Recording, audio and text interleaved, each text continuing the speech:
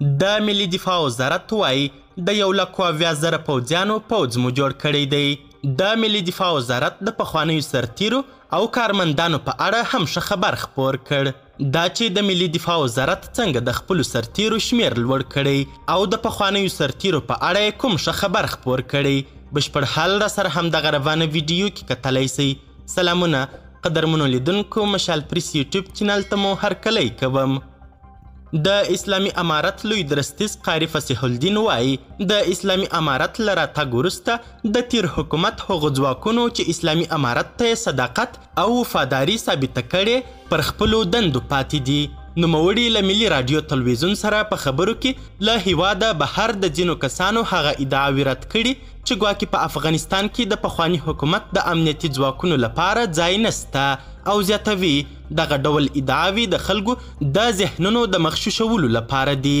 د طالبانو د حکومت لوی درستیز فصیح الدین فطرت ادعا کړې چې د طالبانو پوځ اوس مهال 1.5 لک پرسونل لري او راتلونکی کال به یې شمیر 1,70,000 ته لوړ سي. هغه د دغه پوځ د لګښتونو او د لګښتونو د سرچینو په تړاو جزئیات نه دي ورکړي، خو زیاته کړې ده چې دغه پوځ د دې جوګه دی چې په ټول هیواد کې امنیت خوندي کړي.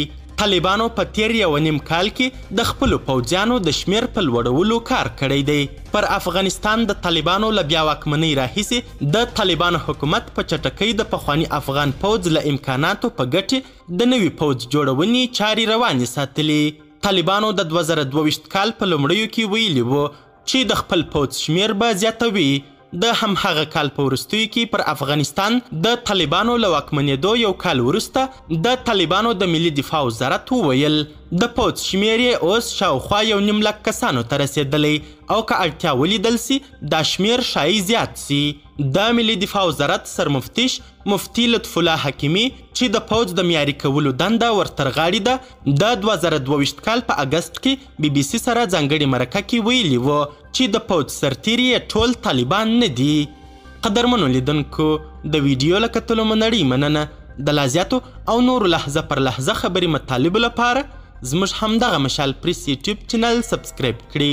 تر بیا او بلې ویډیو ښه وخت ښې چارې، د الله په امان.